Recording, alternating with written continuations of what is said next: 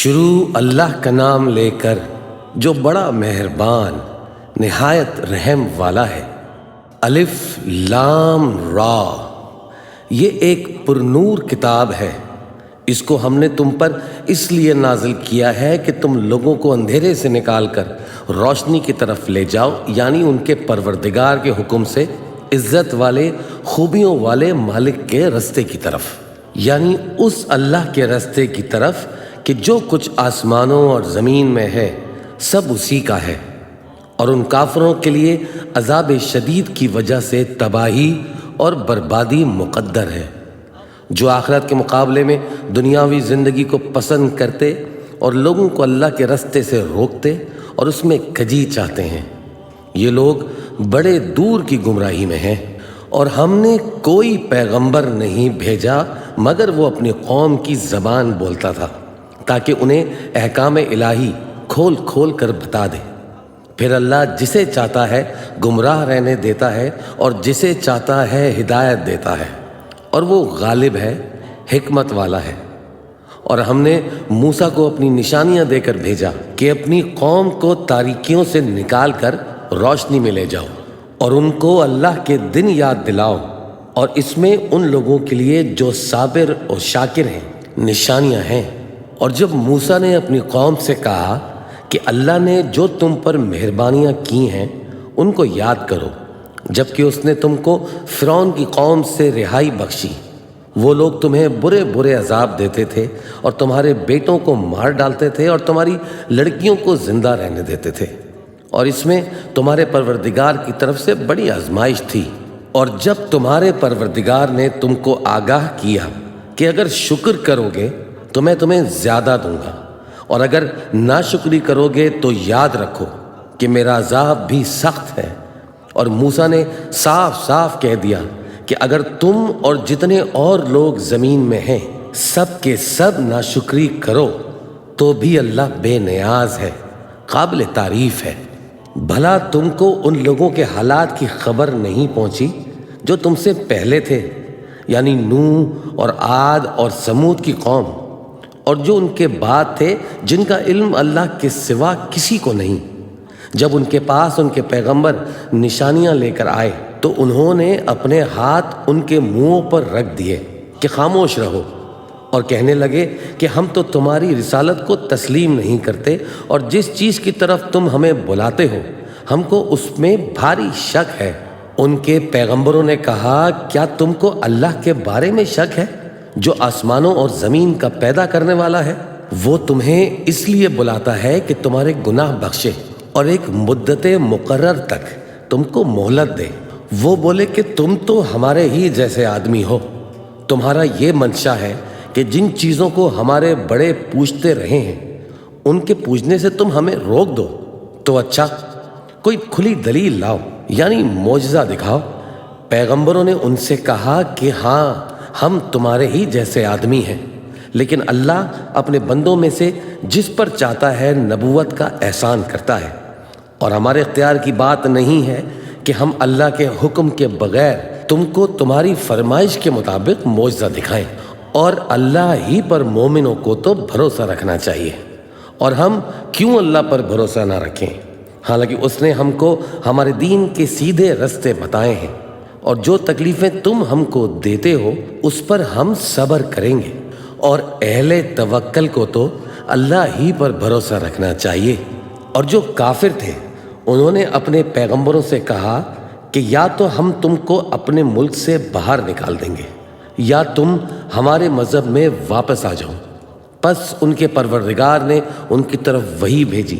کہ ہم ظالموں کو ہلاک کر دیں گے اور ان کے بعد تم کو اس دنیا میں آباد کر دیں گے۔ یہ اس شخص کے لیے ہے جو قیامت کے روز میرے سامنے کھڑے ہونے سے ڈرے اور میرے عذاب سے خوف کرے۔ اور پیغمبروں نے اللہ سے فتح چاہی، اور ہر سرکش ضدی نامراد رہ گیا۔ اس کے پیچھے دوزخ ہے اور اسے پیپ والا پانی پلایا جائے گا، وہ اس کو گھونٹ گھونٹ کر کے پیے گا اور گلے سے نہیں اتار سکے گا، اور ہر طرف سے اسے موت آ رہی ہوگی مگر وہ مرنے میں نہیں آئے گا، اور اس کے بعد سخت عذاب ہوگا۔ جن لوگوں نے اپنے پروردگار سے کفر کیا ان کے اعمال کی مثال راکھ کی سی ہے کہ آندھی کے دن اس پر زور کی ہوا چلے جو اسے اڑا لے جائے۔ اسی طرح جو کام وہ کرتے رہے ان پر ان کو کچھ قابو نہ ہوگا۔ یہی تو پرلے سرے کی گمراہی ہے۔ کیا تم نے نہیں دیکھا کہ اللہ نے آسمانوں اور زمین کو تدبیر سے پیدا کیا ہے؟ اگر وہ چاہے تو تم کو نابود کر دے اور تمہاری جگہ نئی مخلوق پیدا کر دے، اور یہ اللہ کو کچھ بھی مشکل نہیں۔ اور قیامت کے دن سب لوگ اللہ کے سامنے کھڑے ہوں گے تو غریب پیروکار بڑے بن بیٹھنے والوں سے کہیں گے کہ ہم تو تمہارے پیرو تھے، کیا تم اللہ کا کچھ عذاب ہم پر سے دفع کر سکتے ہو؟ وہ کہیں گے کہ اگر اللہ ہم کو ہدایت کرتا تو ہم تم کو ہدایت کرتے۔ اب ہم گھبراہٹ ظاہر کریں یا صبر کریں ہمارے حق میں برابر ہے، کوئی جگہ رہائی کی ہمارے لیے نہیں ہے۔ اور جب حساب کتاب کا کام فیصل ہو چکے گا تو شیطان کہے گا جو وعدہ اللہ نے تم سے کیا تھا وہ تو سچا تھا، اور جو وعدہ میں نے تم سے کیا تھا وہ جھوٹا تھا، اور میرا تم پر کسی طرح کا زور نہیں تھا۔ ہاں، میں نے تم کو گمراہی اور باطل کی طرف بلایا تو تم نے جلدی سے اور بے دلیل میرا کہا مان لیا۔ تو آج مجھے ملامت نہ کرو، اپنے آپ ہی کو ملامت کرو۔ نہ میں تمہاری فریاد رسی کر سکتا ہوں اور نہ تم میری فریاد رسی کر سکتے ہو۔ میں اس بات سے انکار کرتا ہوں کہ تم پہلے مجھے شریک بناتے تھے۔ بے شک جو ظالم ہیں ان کے لیے درد دینے والا عذاب ہے، اور جو لوگ ایمان لائے اور عمل نیک کرتے رہے وہ بہشتوں میں داخل کیے جائیں گے جن کے نیچے نہریں بہہ رہی ہیں۔ اپنے پروردگار کے حکم سے وہ ہمیشہ ان میں رہیں گے، وہاں وہ ہر ملاقات پر ایک دوسرے کو سلام کہیں گے۔ کیا تم نے نہیں دیکھا کہ اللہ نے کلمہ طیبہ کی کیسی مثال بیان فرمائی ہے؟ وہ ایسی ہے جیسے پاکیزہ درخت جس کی جڑ مضبوط ہو اور شاخیں آسمان میں پھیلی ہوں۔ وہ اپنے پروردگار کے حکم سے ہر موقع پر پھل لاتا ہو، اور اللہ لوگوں کے لیے مثالیں بیان فرماتا ہے تاکہ وہ نصیحت حاصل کریں۔ اور ناپاک بات یعنی غلط عقیدے کی مثال ناپاک درخت کی سی ہے کہ وہ زمین کے اوپر حصے اکھیڑ کر پھینک دیا جائے، اس کو ذرا بھی قرار و ثبات نہیں۔ اللہ مومنوں کے دلوں کو صحیح اور پکی بات سے دنیا کی زندگی میں بھی مضبوط رکھتا ہے اور آخرت میں بھی رکھے گا، اور اللہ بے انصافوں کو گمراہ کر دیتا ہے، اور اللہ جو چاہتا ہے کرتا ہے۔ کیا تم نے ان لوگوں کو نہیں دیکھا جنہوں نے اللہ کے احسان کو ناشکری سے بدل دیا اور اپنی قوم کو تباہی کے گھر میں لا اتارا یعنی دوزخ میں،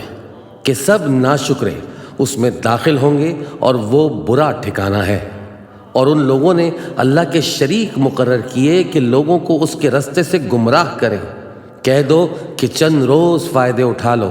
آخرکار تم کو دوزخ کی طرف لوٹ کر جانا ہے۔ اے پیغمبر، میرے مومن بندوں سے کہہ دو کہ نماز پڑھا کریں،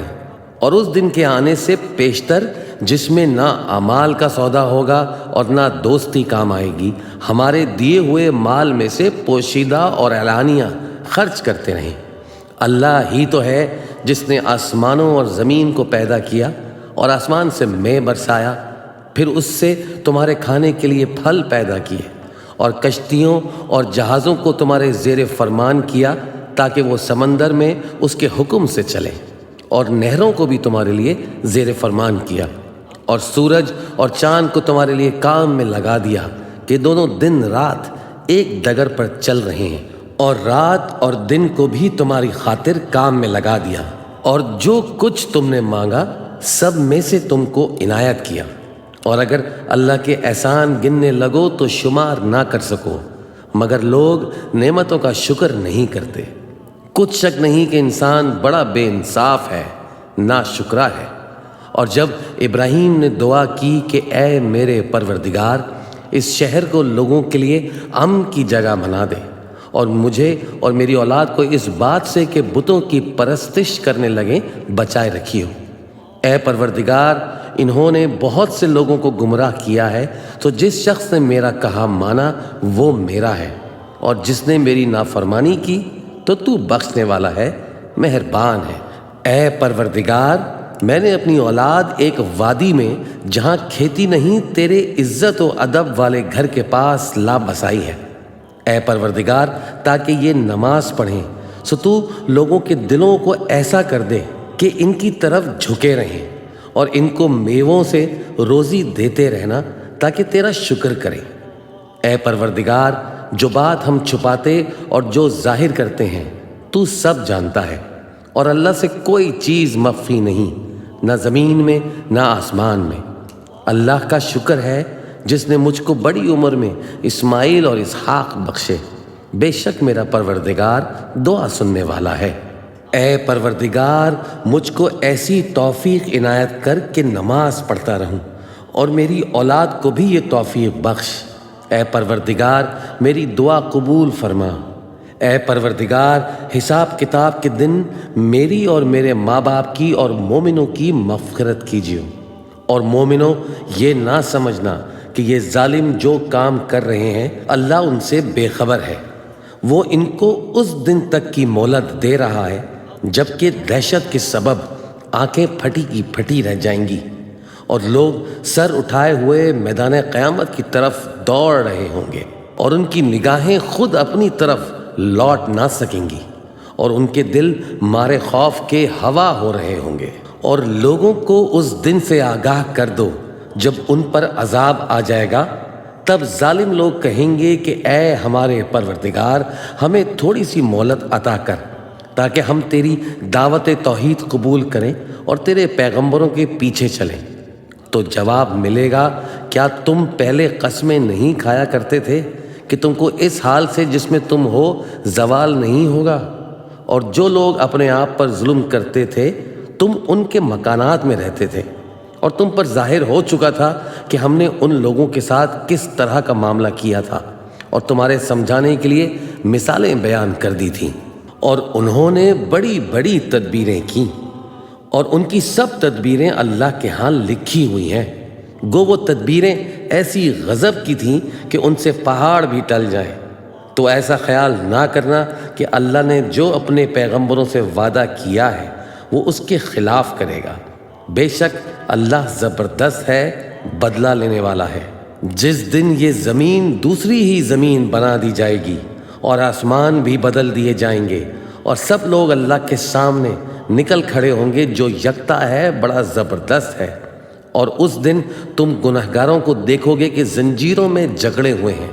ان کے کرتے تارکول کے ہوں گے اور ان کے چہروں کو آگ لپٹ رہی ہوگی۔ یہ اس لیے کہ اللہ ہر شخص کو اس کے اعمال کا بدلہ دے، بے شک اللہ جلد حساب لینے والا ہے۔ یہ قرآن لوگوں کے نام اللہ کا پیغام ہے تاکہ ان کو اس سے ڈرایا جائے، اور تاکہ وہ جان لیں کہ وہ اکیلا معبود ہے، اور تاکہ اہل عقل نصیحت حاصل کریں۔